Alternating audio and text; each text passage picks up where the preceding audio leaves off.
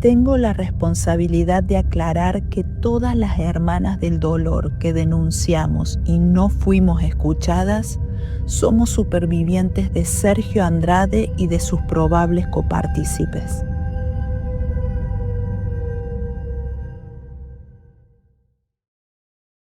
Amiguita, como te conté en el episodio anterior, además de enfrentar la injusticia y el dolor personal, también tuvimos que soportar otra forma de violencia, la mediática. Los medios de comunicación fueron despiadados con nosotras. En lugar de intentar entender lo que realmente habíamos vivido, nos redujeron al título de las chicas del escándalo más grande del espectáculo en México y Latinoamérica. Nos convirtieron en un show, en una historia de morbo y espectáculo, cuando en realidad éramos víctimas de un sistema de manipulación, abuso y coerción. Recuerdo que muchos hombres, incluso públicamente, se declaraban admiradores de nuestro depredador. Fantaseaban con tener tantas mujeres como él, como si se tratara de un estilo de vida envidiable y no de una red de violencia, de abusos sexuales sistemáticos, control y sometimiento. Nadie hablaba del horror detrás de esas supuestas orgías. Nadie mencionaba el hambre, las humillaciones, los castigos. Nadie quería ver que no éramos cómplices, éramos cautivas. La desinformación era tan profunda, tan cruel, que hasta se nos atribuía una ambición desmedida, como si hubiésemos elegido ser parte de ese infierno. Nos acusaban de haber querido estar con un productor famoso, de haber aceptado voluntariamente formar parte de una familia poco convencional, sin entender que estábamos atrapadas en un grupo coercitivo, que compartíamos un único hombre porque no teníamos elección, porque estábamos adoctrinadas, rotas, sometidas, totalmente esclavizadas. Así nos bautizaron, el clan Trevi Andrade, como si se tratara de una marca, de una serie de televisión, como si no hubiesen habido niñas ahí dentro, como si no hubiese dolor, ni sangre, ni traumas irreparables, como si fuéramos parte de un acuerdo y no las víctimas de una maquinaria de destrucción disfrazada de éxito. Nunca se nos quiso comprender. Jamás hubo un verdadero interés por conocer nuestra verdad.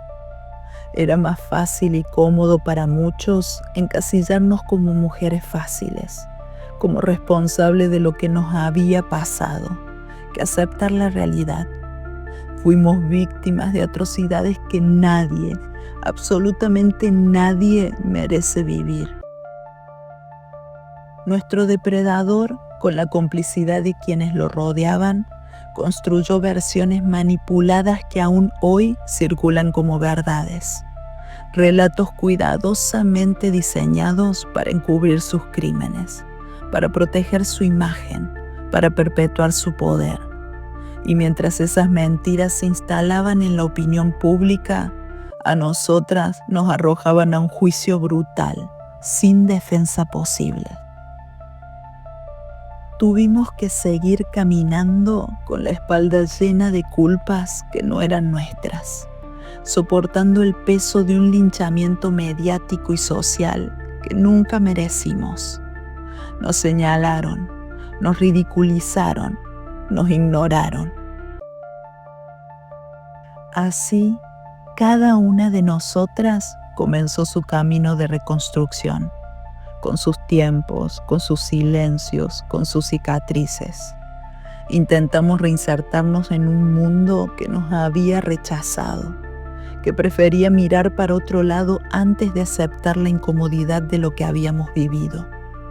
Un mundo que nos trató como enemigas solo por atrevernos a sobrevivir. Tuvimos que reaprenderlo todo, desde lo más elemental hasta lo más humano. Aprender a dormir en una cama sin sobresaltos, sin el cuerpo encogido por el miedo, a comer sin sentir culpa, sin la ansiedad voraz de quien ha vivido con hambre y castigo, a ir al baño sin esperar una orden, sin mirar antes hacia los costados para asegurarnos de que podíamos hacerlo. Era como volver a nacer en un cuerpo dañado, reaprendiendo a existir fuera del control absoluto que habían ejercido sobre nosotras. Redescubrir que éramos personas con derecho a decidir qué comer, qué vestir, a quién mirar, con quién hablar. Cosas simples, cotidianas para muchos, pero que para nosotras eran gestos gigantes de libertad.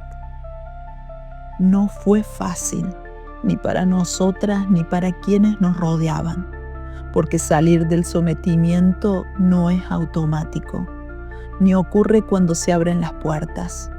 El miedo no desaparece, se transforma en una alerta constante, en una culpa que paraliza, en una voz interna que repite lo que nos enseñaron, que no valíamos, que no sabíamos, que debíamos obedecer.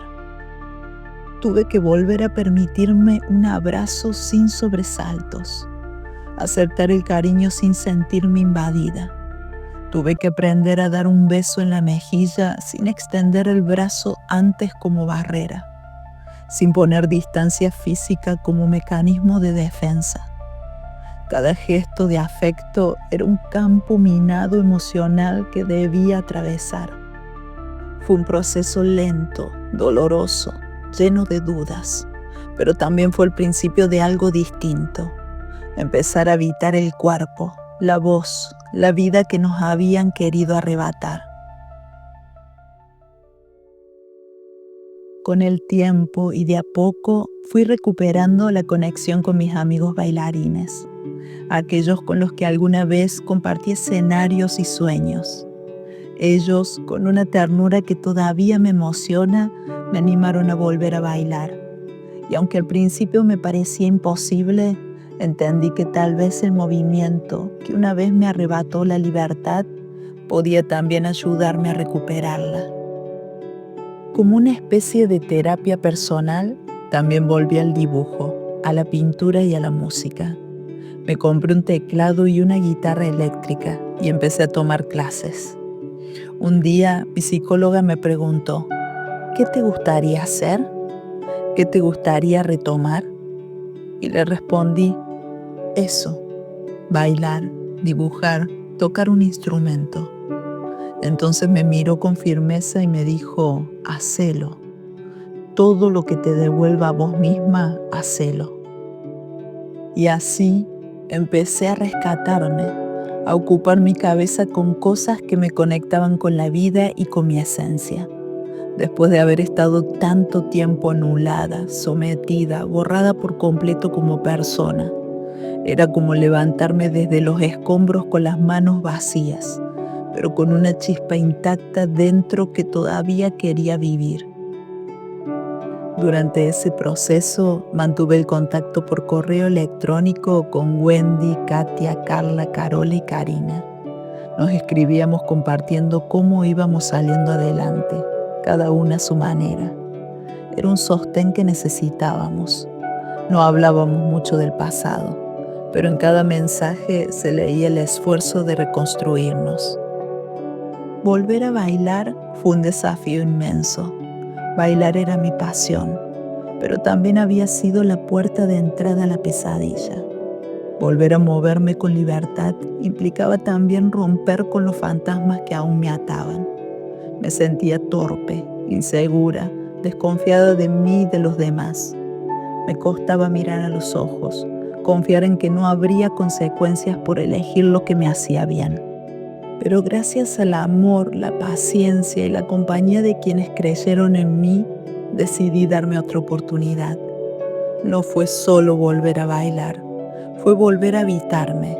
Y eso, después de todo lo que habíamos vivido, era una revolución. En 2002 empecé a recuperar parte de mi vida. Volví a bailar dentro de un grupo y retomé clases. A finales de ese mismo año audicioné en Buenos Aires y fui seleccionada para formar parte de una temporada teatral en Mar del Plata. Aquella experiencia se extendió durante los meses de noviembre de 2002 hasta marzo del 2003 y fue un soplo de aire en medio del caos que venía dejando atrás. Compartí ese tiempo con Gastón, uno de mis mejores amigos y compañeros de baile, y conocí personas maravillosas, llenas de luz, que me recordaban que el arte también podía ser hogar y no solo una trampa. Ya empezaban a abrirse puertas. Algunos productores se mostraban interesados en que me trasladara a Buenos Aires de manera permanente para trabajar. Había una nueva vida asomando, pero yo todavía estaba sanando, intentando soltar el miedo, la culpa, la obediencia sembrada por años de terror psicológico. Después de esa temporada en la costa, volví a Córdoba para cerrar algunos asuntos pendientes. Fue entonces cuando recibí una llamada inesperada de una productora que organizaba un comercial para una firma internacional.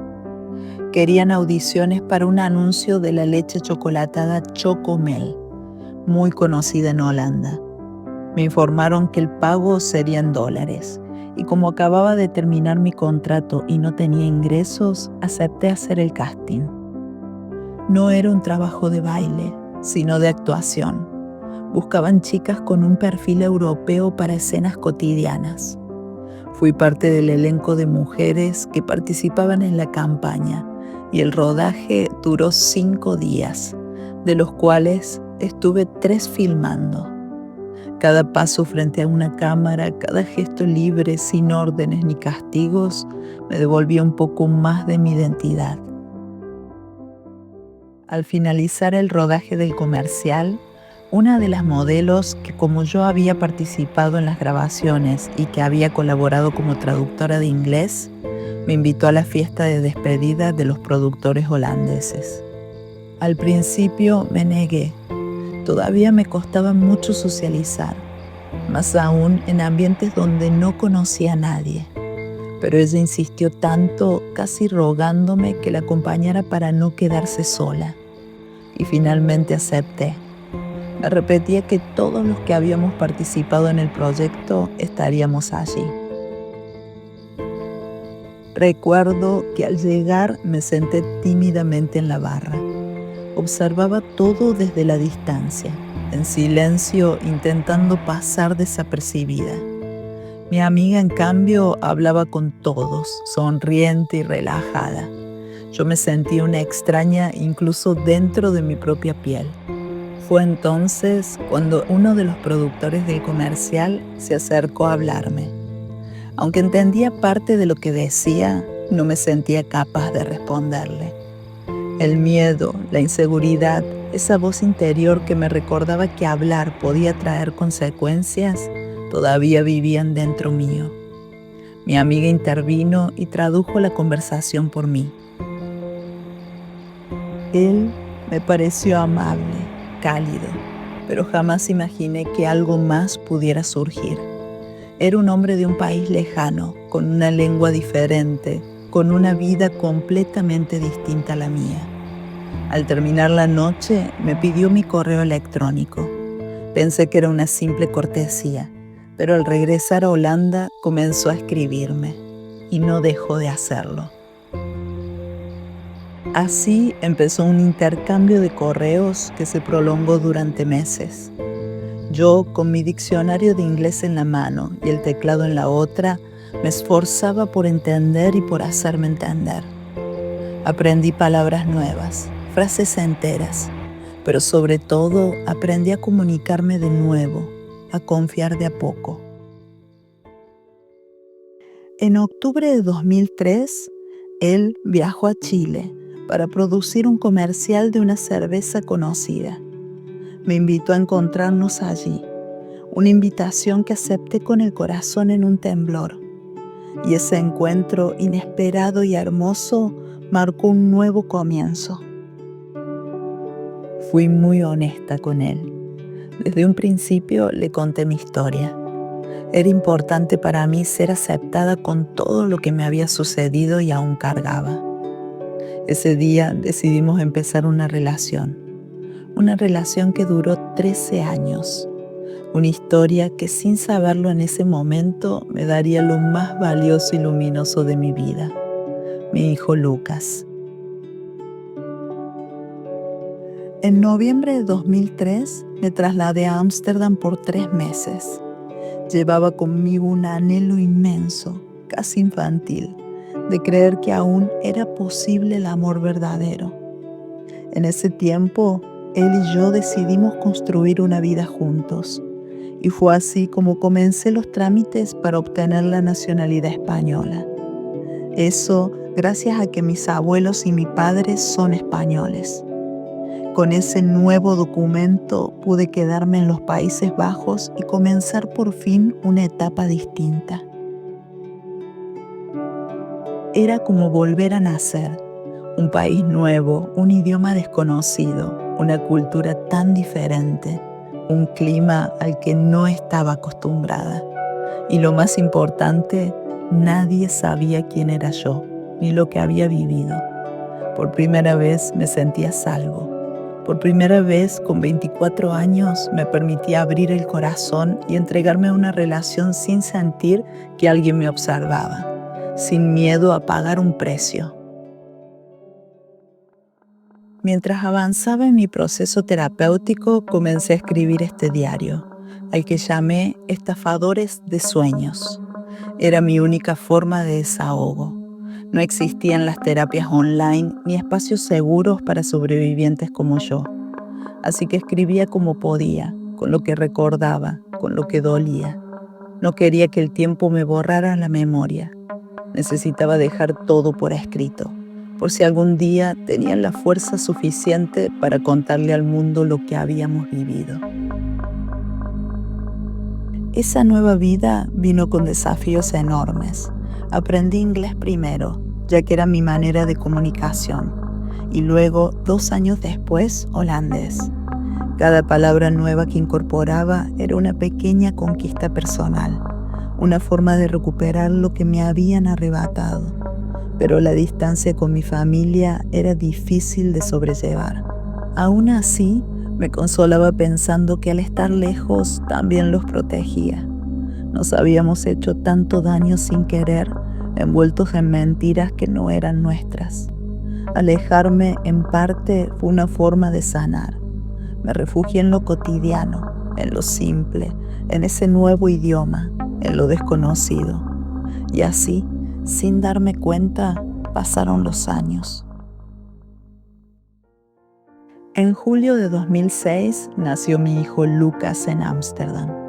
Fue un niño profundamente amado, deseado, por quien habíamos esperado con el corazón lleno de esperanza. Sentía que estaba construyendo algo hermoso, sólido, sano. Mi vida se dividía entre Ámsterdam y Córdoba. Pasaba la mayor parte del año en casa y durante 3 meses regresaba a Argentina para abrazar a mi familia y así compartir con ellos las fiestas. Ese equilibrio me ayudaba a que el desarraigo no doliera tanto, me hacía sentir menos partida en dos. También terminé mis estudios secundarios a distancia, aquellos que no pude concluir por seguir mis sueños. Cada vez que iba a Córdoba rendía las materias hasta que pude culminarlo. Durante esos años creí haber logrado lo imposible, vivir una vida en paz, criar a mi hijo con amor, lejos de los gritos, de las órdenes, del control, lejos del infierno. Pero todo se rompió el 6 de noviembre del 2008. Me encontraba en Alemania, de visita en casa de mi hermana Fabiana, cuando una notificación de Facebook me dejó paralizada. Sergio Andrade te ha enviado una solicitud de amistad.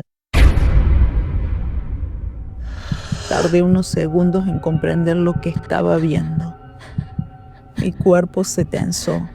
El corazón me latía en la garganta. Al abrir el mensaje leí: Hola Liliana, soy yo. ¿Quieres aceptarme como amigo? Sea cual sea tu respuesta, te agradecería que me la hicieras saber. No respondí, no podía. Sentí que todo lo que había construido se tambaleaba. Él había encontrado mi perfil, había visto mis fotos, las de mi hijo, las de mi familia. Estaba espiando desde el otro lado del abismo, violando otra vez mi intimidad, como lo había hecho durante años, pero ahora desde la sombra digital. En otro mensaje escribió: veo que eres feliz, sin rencores, contéstame. Pero yo ya no era aquella niña adoctrinada, ya no estaba bajo su poder.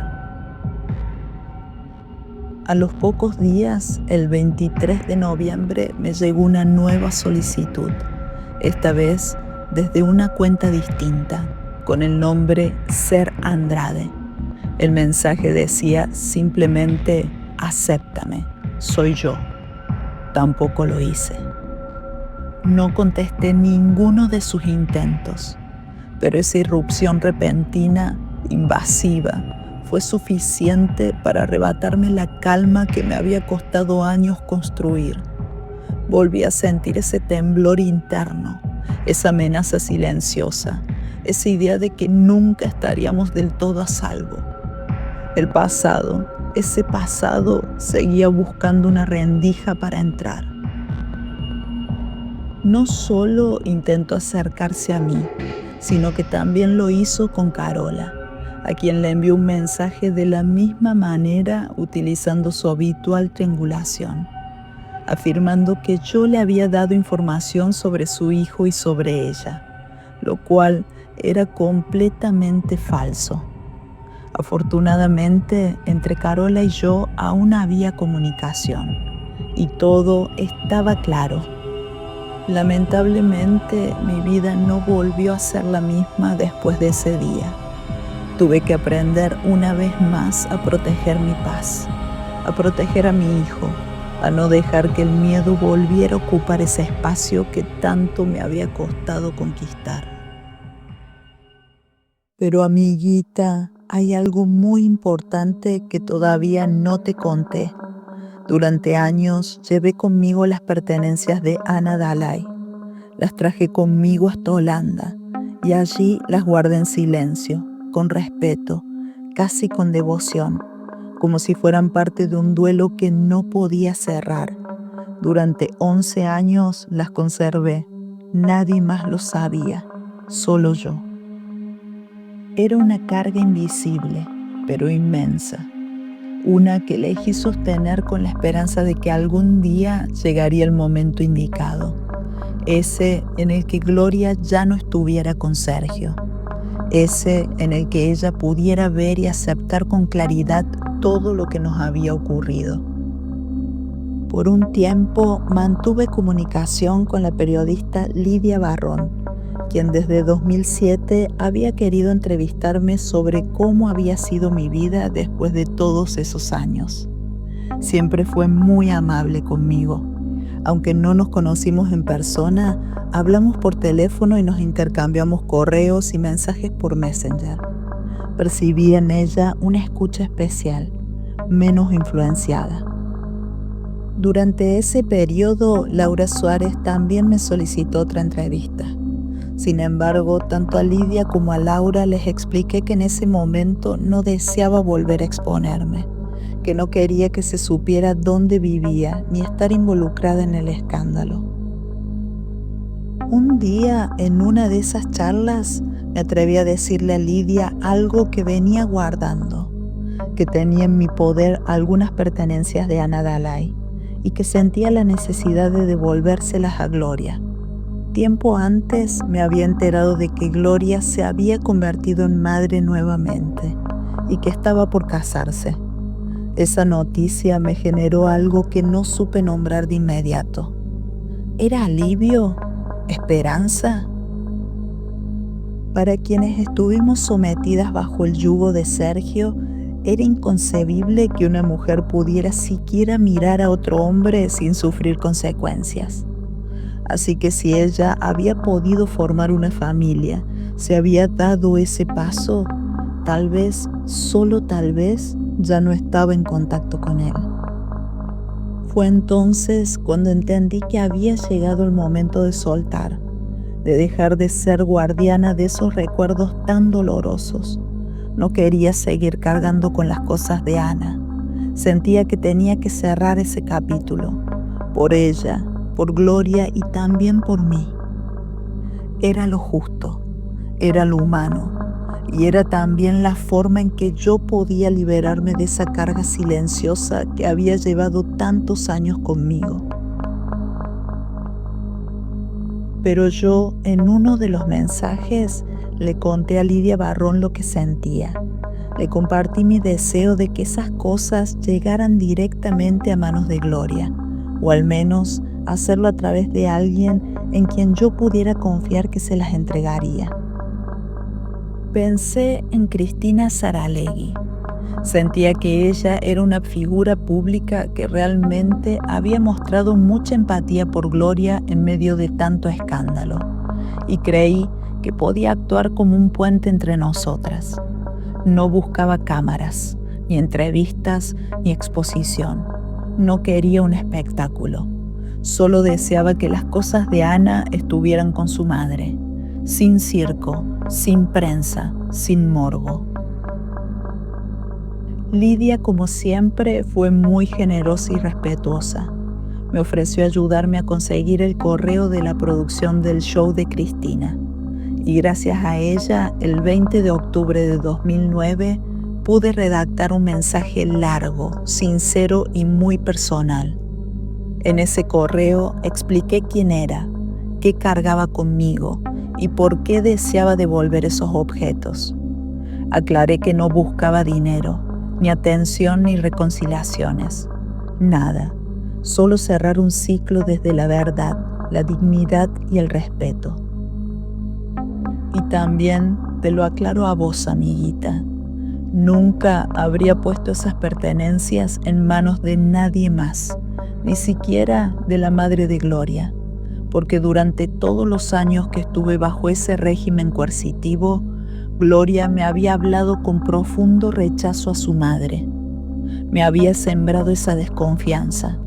En ese entonces yo sentía que solo ella, Gloria, debía recibir esas cosas, o alguien que realmente cuidara su memoria con honestidad. Finalmente, el 21 de octubre de 2009, unas horas después de enviar el correo, recibí un mensaje en mi bandeja de entrada. Era de Gloria. No podía creer lo que estaba leyendo. Su mensaje decía: Liliana, soy Gloria. Recibí el mail que mandaste a Cristina. Sin duda, quiero recuperar las cosas de mi hija que te confié. Para mí, ha sido muy complicado contactarte, como tú dices, evitando circos y malas interpretaciones. Ojalá puedas hablarme al teléfono de mi esposo, a su celular en Texas. Te lo agradezco como madre. Llámame, por favor, y gracias por cuidar las cosas de mi hija. Sentí un nudo en el estómago. No imaginaba que recibiría una respuesta tan rápido. Tampoco creí que volvería a tener contacto directo con ella. Me temblaban las manos, pero también sentí que estaba haciendo lo correcto. Le respondí: hola Gloria, soy Liliana. Me sorprendió mucho recibir tu mensaje. Voy a tratar de llamarte hoy o mañana. Tengo que revisar bien el tema de la diferencia horaria. No te preocupes, que te voy a llamar. De verdad quiero que vos tengas esas cosas, pero prefiero hablar contigo directamente. Y así comenzaron a llegar nuevos mensajes. Liliana, te voy a dar otro número de México, ya que cuando estoy en USA no funciona el de allá. Y cuando estoy en México no funciona el de USA. Este es el de México. Espero tu llamada, por favor. Ansío con toda mi alma tenerlo de mi hija conmigo. Yo también respondí: hola Gloria, mira, ya hablé con mi esposo y está de acuerdo en que te pase el número de mi celular. Podés llamarme cuando quieras. Así estamos en contacto. Yo viajo a Argentina el 14 de noviembre y una vez que esté allá te pasaré otro número. Cuídate, Liliana. Recibir esos mensajes fue tan impactante como revelador. La mujer que alguna vez defendió con su vida a Sergio me estaba escribiendo como madre, sin intermediarios, sin cámaras, sin escudos. Y yo solo quería hacer lo correcto, devolverle lo que nunca debía haber tenido en mis manos durante tantos años. A partir de octubre de 2009 comenzó un ida y vuelta de mensajes, llamados e intentos por concretar un encuentro que se había postergado por años. El momento de devolver las pertenencias de Ana Dalai. Durante noviembre de ese año llevé el bolso a Argentina, convencida de que sería cuestión de días para que alguien pasara a buscarlo. Pero ese momento no llegó. Y al finalizar mi visita familiar, volví a Ámsterdam con esa carga física y simbólica una vez más. Los días y meses pasaron en silencio, hasta que finalmente logramos coordinar que llevaría el bolso en mis vacaciones a Argentina. Esto ocurrió a finales de 2010 y principios de 2011. Como cada año, planeaba visitar a mi familia durante esa época y ellos estaban al tanto de mi llegada. El 22 de febrero de 2011, más de un año después de nuestro primer contacto, Armando me informó que llegarían con Gloria a Córdoba para recoger las pertenencias de Ana. Viajaban directamente desde Miami, tras haber participado en la entrega de los premios Lo Nuestro. Me citaron en el Hotel Sheraton y aunque mi cuerpo temblaba, sentía que tenía que hacerlo. Decidí no llevar el bolso gris tipo pañalera donde siempre había estado todo, el que me había acompañado durante más de una década como un recordatorio mudo de una historia insoportable. No quería exponerlo, ni por Gloria ni por mí. En su lugar coloqué las pertenencias de Ana en una pequeña valija de mano negra. No sabía si alguien los seguía, si estarían solos, si yo estaba en riesgo. Lo único que sabía con certeza era que no podía llamar la atención, que debía cuidarme. Decidí ir sola, enfrentar ese momento en soledad. Mi hermana Sandra, que sabía todo, se ofreció a acompañarme, pero le pedí que no lo hiciera. Era algo que necesitaba atravesar yo sola. Nosotras mismas no sabíamos cómo podríamos reaccionar. Yo tenía que ver a Gloria cara a cara. Sentía que ese instante era parte de mi proceso, parte de esa cárcel mental que aún necesitaba romper. Amiguita, ir con ella y entregar esas pertenencias no era solo una devolución física. Era una forma de soltar, de cerrar un ciclo con Gloria, de recuperar un poco más de mi libertad. Pero también fue abrir una puerta que no sabía que aún seguía ahí, esperando. En el próximo episodio te voy a contar cómo fue ese reencuentro, lo que hablamos, lo que sentí y cómo siguió todo después de ese día. Gracias por estar ahí, por escucharme y por animarte a conocer toda la verdad paso a paso.